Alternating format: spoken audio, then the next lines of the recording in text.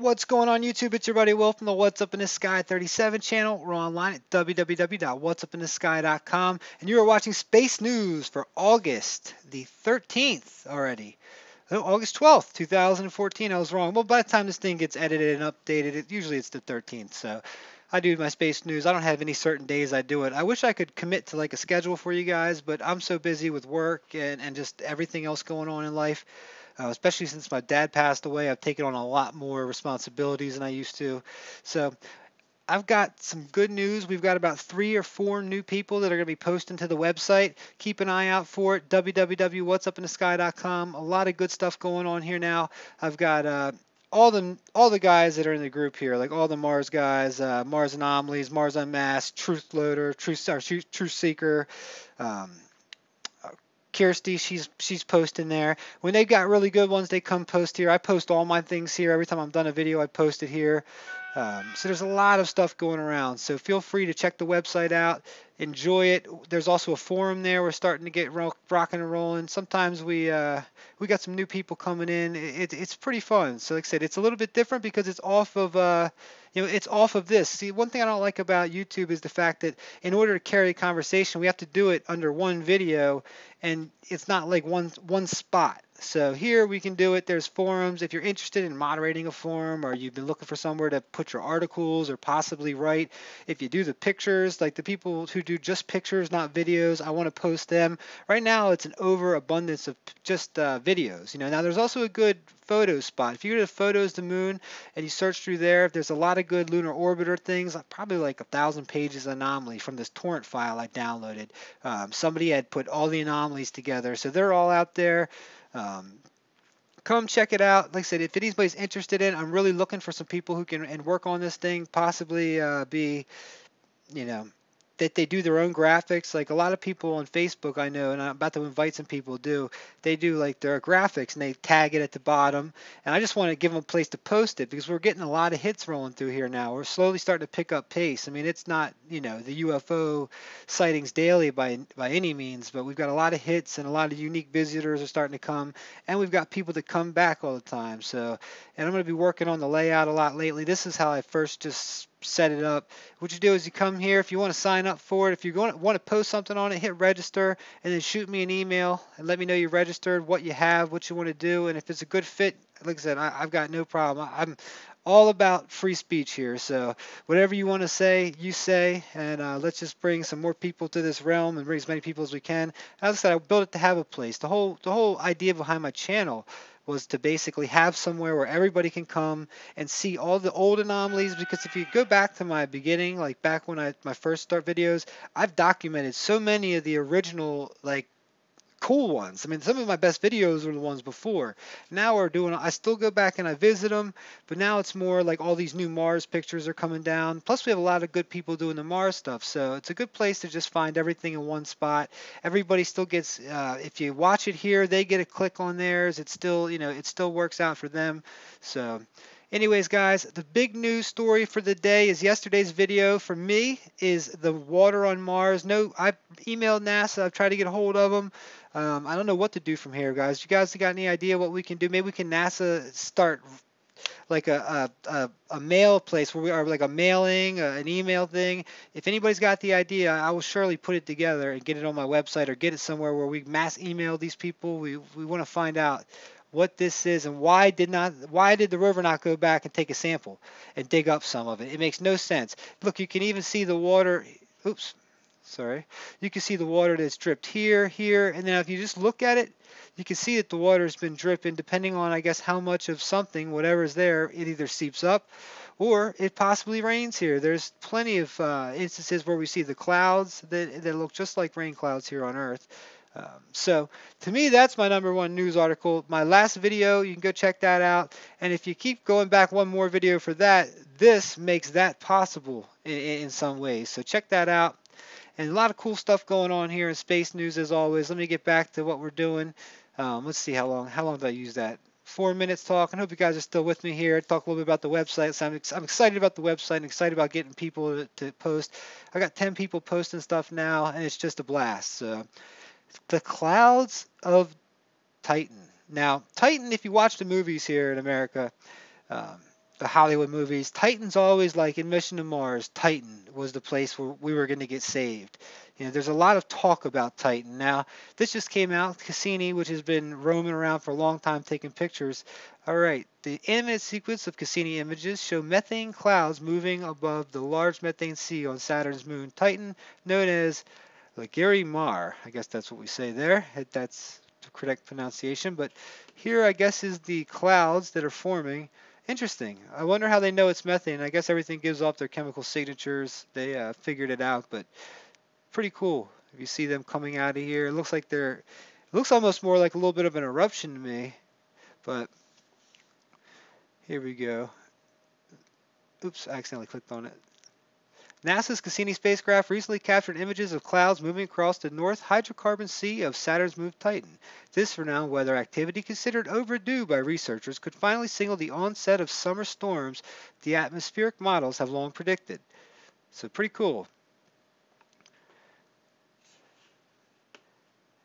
Moving on here, like I said, let's just see the whole sequence there. Moving on, these are a couple of days old, but these are really, this is, if you've been watching my channel for a long time in the news segments, we've been watching the Mars orbiter mission from India and the Maven spacecraft from Mars, because they're both going to be hopefully handing us more and more things to look at. So Mars-bound probes built by India and NASA are nearing the red planet.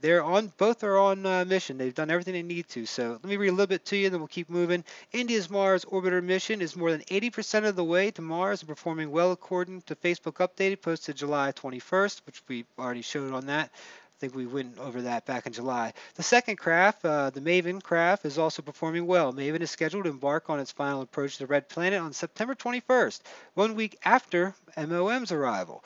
Principal investigator Bruce Japsky said, after months of checkouts and tests, the spacecraft will now be left quiet until close to the big day. We have 8 scientific instruments and they've been turned off now, who is the Associate Science Director for the University of Colorado's Laboratory for Atmospheric and Space Physics, told Space.com. We're trying to settle things down to focus on orbit insertion. Insertion is the hardest part of it. I know from watching the stuff, a lot of spacecrafts have been lost in this phase. So if India gets it, their whole space program is just been a jewel. They're putting up satellites for people. They're basically the new go-to guy. They can do it much cheaper than the Americans. I think the Russians. So with Maven's mission, NASA scientists are hoping to learn more about the history of Mars' upper atmosphere. For the past few months, controllers have done operational readiness tests, such as mission control-like simulation of the craft's approach to the red planet. These drills can help controllers get ready for any emergencies that might crop up.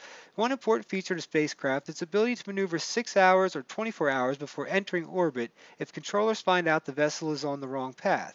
This was a learned lesson from the 1998 Mars Climate Orbiter, which was destroyed in the planet's atmosphere because controllers could not correct the navigation error until too late. The key thing about the orbit insertion burn is that we have one shot at it, and it has to go right. If it doesn't go right, we just look at all these ads now on these things. It's ridiculous. If it doesn't go right, where are we now? Okay, the key thing, it'll go on past Mars and never get it back. And meanwhile, the science team has been making sure Maven's hardware is ready to collect the data. One instrument has already gathered information on solar activity. In India, the MOM spacecraft controllers have been priming the probe for its arrival on the red planet. On Thursday, flight controllers tested the MOM's probe antenna, which will serve as its primary communications link to Earth. MOM successfully completed the characterization of its medium-gain antenna, which will be used for communicating with Earth during the critical insertion. Mars insertion is the hardest. Like I said, it's going to be very interesting to see what happens. Only 14% of the journey remains in heliocentric arc towards Mars orbit insertion. So they're getting ready. In this too, we've been talking about Comet sighting spring. The scientists monitoring spacecraft will also find themselves with the rare opportunity just 1 month after arriving at the planet. Comet sighting spring will make its closest approach on October 19th. While Maven is still being ready for full operations to start November 8th, but the team will pause its work to watch the comet. We'll make observations for about 2 days before 2 days after the comet's closest approach. This comet's going to be really close, so it might actually hit dust into the thing. So they've got to be really careful. They're getting everything together. They're going to have Curiosity watch it. Rover Opportunity is going to be watching it. So they've got the reconnaissance order up there watching it. They're going to see this thing. This is going to be a really good we're going to see basically, hopefully, if it gets close enough, we'll see what the upper atmosphere is made of. We'll see if stuff hits the ground and see what the coma of a comet passing by looks like. They actually thought it might hit it. Like when this first found out, they found the trajectory of it, but it's not going to hit it. So moving right along. Now this one is pretty amazing. A lot of people say this never happened. I've seen so many people saying this is a conspiracy, but this is from space.com again. Europa's Europe's Rosetta spacecraft makes historic arrival at Comet. All right, after a decade in space and 4 billion miles, Europe's Rosetta spacecraft has made history. For the first time ever, a robotic probe from Earth is flying with a comet and will soon enter orbit.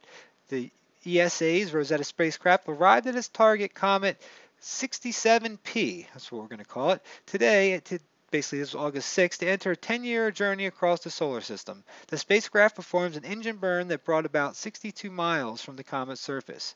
So basically this thing's supposedly flying right with it now, and at some point they're going to drop a little rover down on it.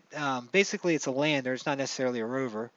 And it's going to basically going to dig in, it's going to grab some stuff and then shoot itself off from what I saw. Here we go. The $1.7 billion Rosetta Comet mission launched in March 2004 to begin its history-making journey to Comet 67P C-G. The spacecraft was originally slated to launch a year earlier and visit a different target, the Comet 47P Ritten, but mission was delayed and its destination changed following the unrelated rocket failure. Discovered by, this talks about that. The spacecraft is named after Rosetta Stone, an ancient Egyptian tablet, vital to the translation of hieroglyphics. We know that. Most people know that to watch this. But this thing was pretty cool if you watch some of my old videos about it. But let's see. The Rosetta spacecraft has captured remarkable views of the comet on its way to the orbit. Let's see. It's actually two pieces now. It's a very interesting piece right here. Let me follow this and you can see the picture of it. See how it's got two pieces of it? It's pretty interesting. It's like a potato with a little bit more of a potato on it. There's a little bit better thing of it right there. I guess I'd have to play the video, but you can see it a little better there. So that's rocking and rolling. I guess people are saying that that would be almost impossible to do. I mean, the preciseness of this has been amazing. So that's why people are calling it people call everything a conspiracy. So I thought this was a cool one. This is from the Daily Mail. Is the moon's more core molten? Is the moon's more core? Is the moon's core molten? Center of satellite is wrapped in a layer of soft rock, claim scientists. Stare up the moon, you might be forgiven for thinking it's barren, desolate world that does little more than orbit Earth. But researchers suggest that our planet's natural satellite is not as lifeless hunk of rock. It's actually got a hot liquid layer around its core that is still churning today. If true, the study would suggest the moon is more active than once thought, and it would also have implications here on Earth. So this is pretty cool. All right. Any two bodies in orbit in space have a gravitational effect on another. So basically, they're saying that we're having an effect on it. But as no orbit is perfectly circular, the force of gravity varies as they move closer and further from one another. The effect is very noticeable on the moons of such as Jupiter's Io, or Io. I always say low there when I see that. It's Io, where volcanoes range on its surface and swings around the parent planet in an elliptical orbit that is pushed and pulled by the planet's gravity. And the effects are apparent here too on Earth, where the seas and oceans undergo daily tides due to gravity of the moon. So basically, they're talking about the tides. So, of course, given that our planet is 81 times larger than the moon, it's obvious that the turn of the moon would experience similar forces as it orbits. It had been previously considered that it might cause part of the moon's core to be liquid, just as how Earth's core is liquid. But until now, no one has shown it could be true. Now, an international team of research led by Dr. Yuji Harada from the PSI of China's this is even crazy. China's University of Geosciences has found that there's an extremely soft layer deep inside the moon and that the heat is effectively generated in this layer by the gravity of Earth. The discovery was made by comparing the deformation of the moon as precisely measured by the JAXA Selene, this pretty awesome spacecraft that was up there, and other probes with theoretical calculations. The findings suggest that the interior of the moon has not yet cooled and hardened, and that it is still being warmed to the effect that Earth has on the moon. So basically they're saying that it's still in there being warmed, so it's still a little bit molten. I don't know if it's molten around a ball or not, but that's because of the constant interaction with the Earth. Who knows? I know people that say the Earth that the moon's a satellite that was made and put there. Now here's exactly what they're talking about here. I'll let you guys take a look at this. Um, you've got me on it. I believe that our research results have brought about new questions. For example, how can the bottom of a lunar mantle maintain its softer state for a long time? To answer this question, we would like to further investigate the internal structure and heat generating mechanism inside the moon in detail. In addition, another question has come up. How has the conversion from tidal energy to the heat energy in the soft layer affected the motion of the moon relative to Earth, and also the cooling of the moon? We would like to resolve those problems as well so we can thoroughly understand how the moon was born and has evolved. The research team focused on the structure deep inside the moon during the Apollo program, seismic observations that were carried out of the moon. Analysis of data concerning the internal structure of the moon indicates that the satellite is considered to consist mainly of two parts: the core, the inner portion made up of metal, and the mantle, the outer portion made up of rock. Researchers found and observed that tidal deformation of the moon can be explained if there was an extremely soft layer in the deepest part of the lunar mantle. Previously, studies have indicated that part of the rock in the deepest part of the lunar mantle may be molten. These results support the above possibility since partial molten rock is soft. Here's some of our boys up there. There's old Buzz up there with the seismic stuff. Another investigator, I'm going to say his name, mentioned the significance of the research. A smaller celestial body, like the moon, cools faster than the larger ones on Earth does. In fact, we had thought the volcanic activities on the moon had already come to a halt. Therefore, the moon has been believed to be cool and hard, even in its deepest parts. However, this research tells us the moon has not yet cooled and hardened, but is still warm. It even implies that we have to reconsider the following question: how have Earth and the moon influenced each other since their births? That means that the research not only shows us the actual state of the deep interior of the moon, but also gives us a clue for learning the history of the system, including both Earth and Moon. Interesting stuff. You know, I've always been interested in the moon and stuff like that. I just can't understand how it's so perfect, you know. Sorry about that. How can it just be so perfect? You know, how can the lunar eclipses, the solar eclipses, all this stuff just be so perfect? It's just amazing how it all works out. That's why sometimes I can actually lend some credence to the people who say, oh, maybe it was moved into that spot, you know. All right, twin alien planets is the last one. I'll let you guys go. I thought this was kind of cool. Twin alien planets could boost chances for extraterrestrial life. It's funny how we can keep speculating there's ET life, but really when we just look at Mars and the stuff that's happened there and what looks to be, I've got at least 300 something videos on Mars, like 250 of them are marked with numbers that just goes to show stuff that looks like water, life, all sorts of stuff. And we still talk about this as if, you know, everything we know, we haven't found any ET life anywhere. So I think it's slowly starting to come around. The disclosure seems to be slowly rolling itself out. Maybe even some of us are part of this. But who knows? Such exoplanets, okay, here we go. Alien planets could host life well into their old age if they have companion worlds tugging at them, researchers say. Such exoplanets could potentially be the longest lived, life-friendly areas in the universe, enduring for up to 10 trillion years, scientists added. As planets age, they cool, with their hot molten cores solidifying over time. This probably makes them more geologically active and therefore less habitable for life as we know it, scientists said. On Earth, life depends on the geological activity of plate tectonics to circulate rocks and can absorb the released carbon dioxide, a greenhouse gas that absorbs heat. Without plate tectonics, the planet might experience runaway heating or cooling and thus potentially become inhabitable. The new study, scientists have found that the world has a companion planet that gravitationally tugs on it. It could prevent that world from cooling and thus extend its chance of hosting life.